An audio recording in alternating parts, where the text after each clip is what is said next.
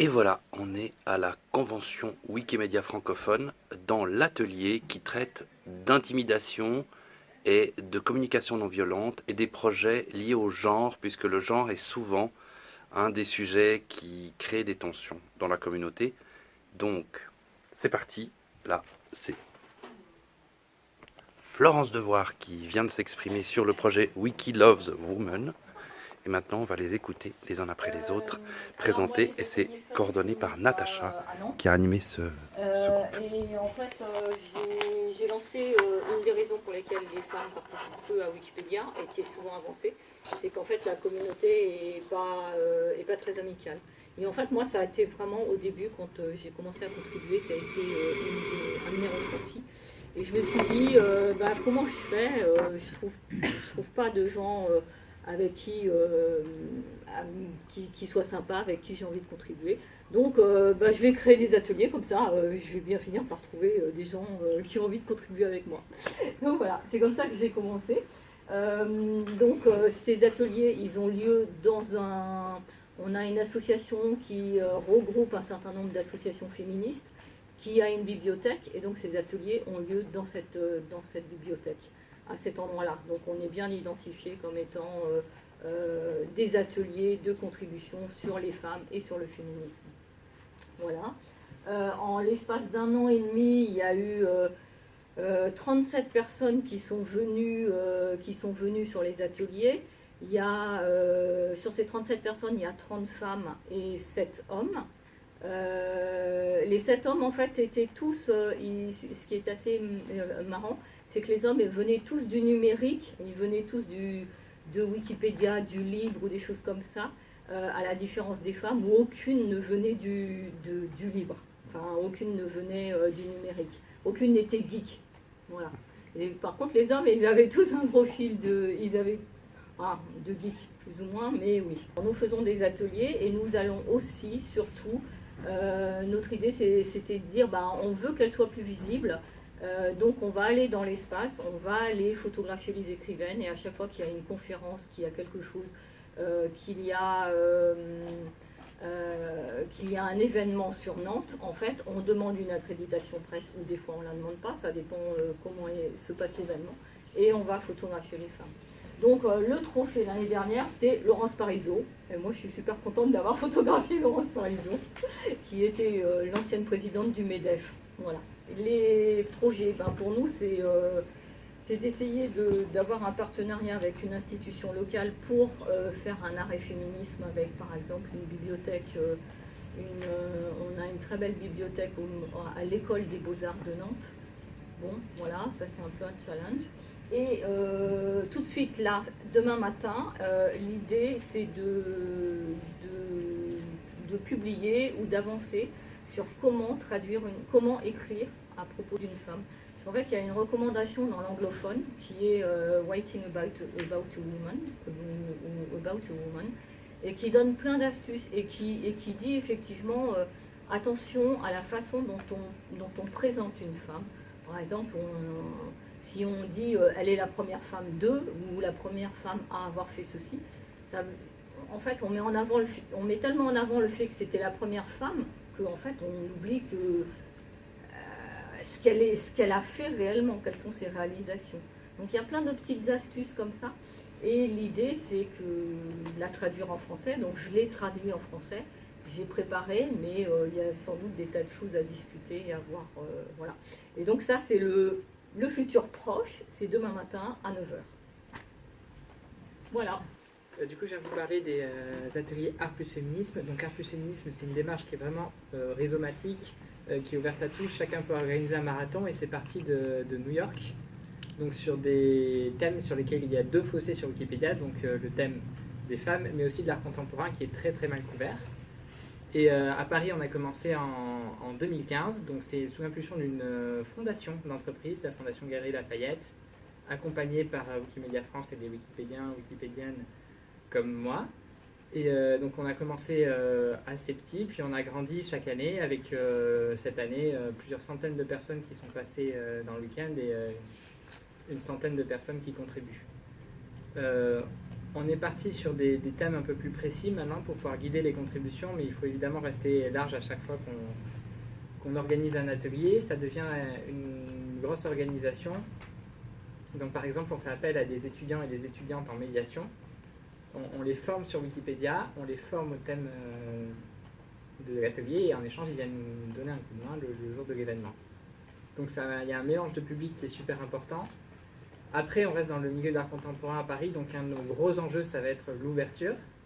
Autant sur la balance de genre, c'est vraiment équilibré au niveau du marathon, enfin avec même une majorité féminine. Autant au niveau de la balance de classe, par exemple, c'est beaucoup plus compliqué. Qu'est-ce qu'on fait? Maintenant, on a fait une nouvelle édition. Là, c'était des éditions en mars, là où ont lieu la plupart des éditions Art plus Féminisme dans le monde.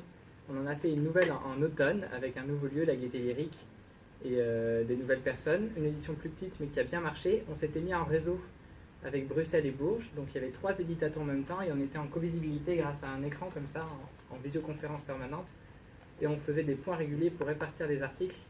C'est assez marrant d'essayer ça, ça donne une petite impression de centre NASA minuscule, mais c'est important pour la motivation mutuelle, la covisibilité, et puis pour partager au-delà d'un même lieu. On espère continuer sur cette dynamique.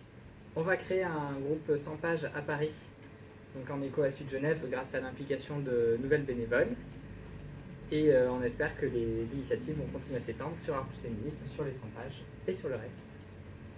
Donc les 100 pages, c'est né en fait il y a 2 ans à Genève, une initiative conjointe entre Wikimedia Suisse, la Fondation Émilie Gour et l'Université de Genève. J'espère que je n'ai oublié personne. Et c'était des ateliers qui apprenaient aux femmes à contribuer en échange de la production d'un article sur une femme suisse romande.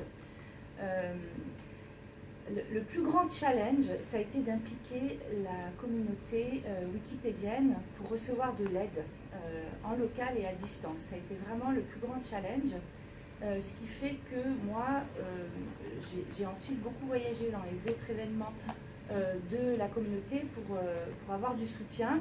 Et ça a été au-delà des espérances, puisque pour finir, on s'est francophonisé et que c'est devenu cette page de projet des 100 pages. Donc finalement, c'est notre plus belle réalisation, puisque maintenant, on est capable de rassembler plusieurs projets qui ont trait au genre et aux biographies de femmes, et finalement de se soutenir, de créer un espace bienveillant qui était très important pour nous. Et on publie maintenant une centaine d'articles par mois. Et donc, on peut produire des articles qui sont plus généraux, plus historiques, et pas seulement des biographies de femmes. Voilà. Parce que si on se cantonnait à des biographies de femmes, ce serait très binaire et essentialiste, et voilà, ce ne serait pas très diversifié, et ça ne correspondrait pas non plus à la réalité. Voilà. Concrètement, qu'est-ce que c'est l'harcèlement sexuel ou sexiste?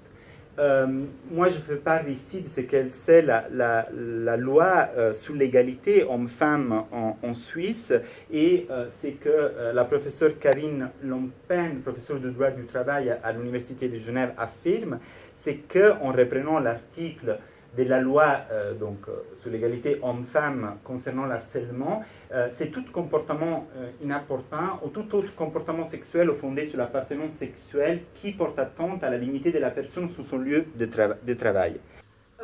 Donc il y a eu un certain nombre de situations, des formes de harcèlement. Par contre, on a finalement peu de cas, en particulier d'impersonnation, c'est-à-dire le fait d'essayer de prétendre être vous-même. Et pourtant, moi j'ai été témoin d'un certain nombre de situations où on voit bien quelqu'un qui crée un compte utilisateur qui ressemble beaucoup au vôtre et qui donne l'impression que c'est vous. Il y a au moins 6 ou 7 comptes qui s'appellent quasiment Enterre avec un petit trait, Enterre avec un petit point. C'était pas moi. Hein. Bon. C'est le compte qui a été bloqué. Les raisons pour lesquelles les personnes vont être harcelées varient. Ça va être souvent en raison des idées politiques. Sur Wikipédia, c'est logique. Hein. Vous écrivez, je sais pas, sur le Sahara occidental, c'est clair que si vous avez un gars du Polisario et un gars marocain, forcément, quel que soit le résultat en termes de harcèlement, la raison du harcèlement, c'est une position politique au départ. Donc la position politique et donc tout ce qui est différence de point de vue est plus une raison de harcèlement sur Wikipédia que réellement une discrimination relative au genre. On observe beaucoup plus lié au point de vue politique.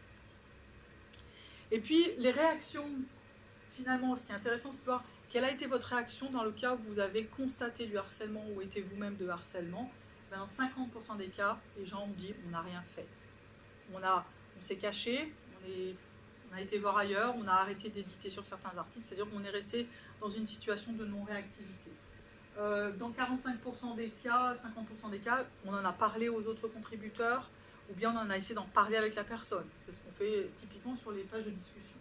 Et puis, dernier point, on leur demandait quels ont été les résultats des démarches qu'ils ont mises en œuvre pour essayer de lutter contre ce harcèlement. Par exemple, dans le cas où ils ont décidé de signaler la situation à l'organisation Wikimedia, le niveau de aucune efficacité était de 40%. Le niveau de satisfaction était de 10%. Par contre, si on dit j'ai essayé d'en discuter avec d'autres membres de la communauté, on est sur des résultats un petit peu plus efficaces. Et puis dans le cas où on ignore l'incident et on essaie de partir, forcément ça marche un peu mieux. Mais au final, une situation qui n'est pas très satisfaisante, et on voit la plupart des gens ressortent de toute l'histoire avec quand même un mécontentement massif. À l'époque, on avait demandé donc aux personnes du survey ce qu'elles pensaient qu'il fallait faire, et très massivement, il y a eu une amélioration au niveau de la gouvernance wiki. On le sait, ça fait quand même 17 ans qu'on essaye. Visiblement, ce n'est pas suffisant. On peut toujours se dire on va essayer d'améliorer la gouvernance, il ne se passe pas grand-chose. Par contre, il y a eu aussi beaucoup de signalements pour améliorer le système de bannissement, avoir des solutions techniques et améliorer les systèmes de reporting.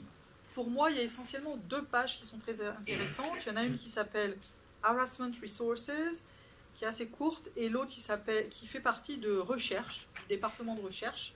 C'est-à-dire que ce sont les Wikipédiens qui sont actuellement, qui font des recherches dans le secteur du harcèlement, qui maintiennent une page avec toutes les recherches, les guides qui sont publiés, qui peuvent être d'intérêt. Donc c'est une page assez longue, il y a énormément de ressources dedans.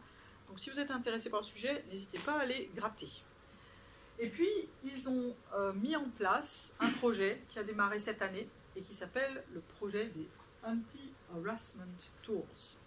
Alors, je vous ai fait circuler le document. Le document que vous avez eu en main ou allez avoir en main, c'est la demande de financement qui a été faite dans le cadre de la mise en place de cet outil-là. Alors, je vous l'ai fait circuler parce qu'elle contient pas mal d'explications sur ce qu'ils veulent mettre en place. Ils vont essentiellement travailler dans 4 domaines. Il va y avoir un domaine qui est dans une meilleure détection. Donc je pense qu'ils vont travailler avec des mots-clés, par exemple, ou des phrases-clés qui permettent de détecter des situations potentielles de vandalisme. Tuer un gros porc, probablement, fait partie des situations de harcèlement. Voilà. Deuxième situation, deuxième direction, c'est la direction du reporting. C'est-à-dire le fait, quand on observe une situation de harcèlement, de pouvoir le signaler. Signaler une personne ou signaler une situation, signaler un article sur lequel il y a un problème qui se passe en cours. En particulier, pouvoir signaler quelque chose sans forcément le faire de façon publique. Troisièmement, améliorer les outils d'évaluation. Je vais vous donner un exemple. Un des outils sur lesquels ils sont en train de travailler, c'est des systèmes permettant de tracer les relations entre 2 contributeurs. C'est-à-dire à quel point ils sont reliés dans leur activité éditoriale. Et puis quatrièmement, ils veulent améliorer les outils de blocage, et là je vous avoue, pour moi c'est un grand mystère. J'attends de voir ça, parce que je ne sais pas très bien comment on peut améliorer ce système-là, mais bon. Donc, récap général, en fait, le travail sur le harcèlement se fait seulement depuis à peu près 5 ans. Donc 5 ans, la Friendly Space Policy en 2012, le sondage général sur le harcèlement en 2015, la collecte d'informations, des retours, des propositions de la part de la communauté en 2016. Il y a eu quand même un statement officiel du conseil d'administration de la Fondation qui a été en novembre 2016. En gros, ils disent un peu ce qu'a dit l'Université de Genève, à savoir nous sommes impliqués, nous refusons le harcèlement et nous confirmons souhaiter nous intéresser à ce sujet-là. Et donc 2017, à peu près printemps-été, ils ont commencé à travailler sur ces outils. Mais l'idée, c'est de présenter des scénarios courants qu'on rencontre ailleurs. D'abord, tout simplement pour que vous vous disiez, ben, tiens, on n'est pas les seuls, c'est des mécanismes qui dépassent la spécificité du partage dans les wikis.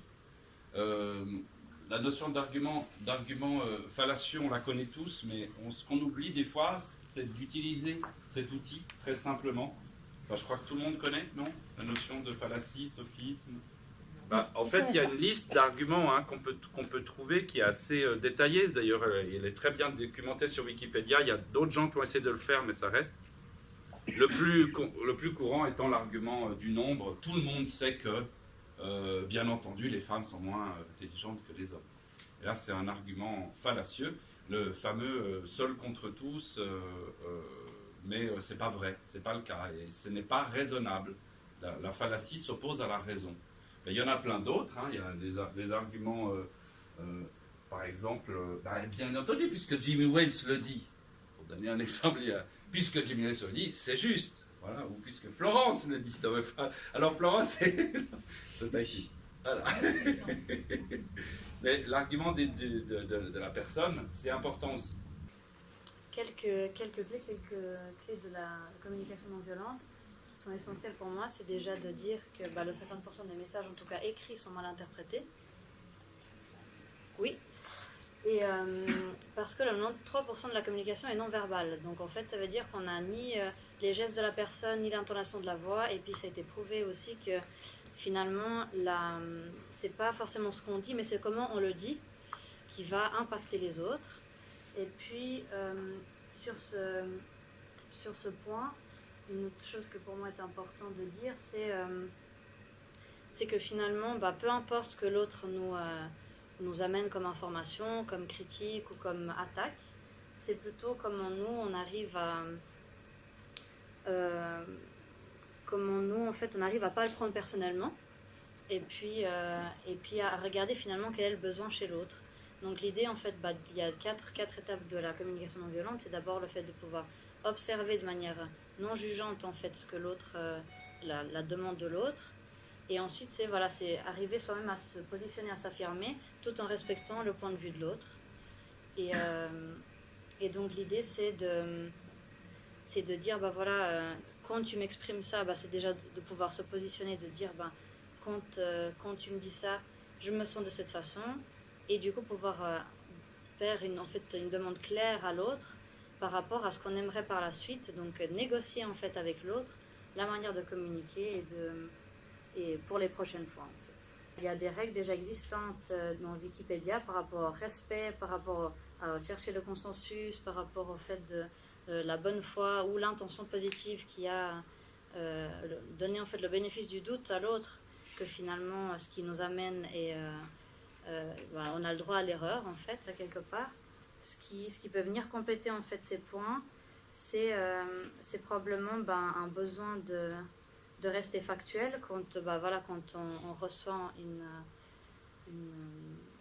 quand on reçoit un commentaire par exemple par écrit, et puis se dire est-ce que c'est factuel, est-ce que c'est plutôt une opinion, est-ce que c'est plutôt une information fonctionnelle. À partir de là, on peut en fait faire une analyse qui est plus objective et moins subjective.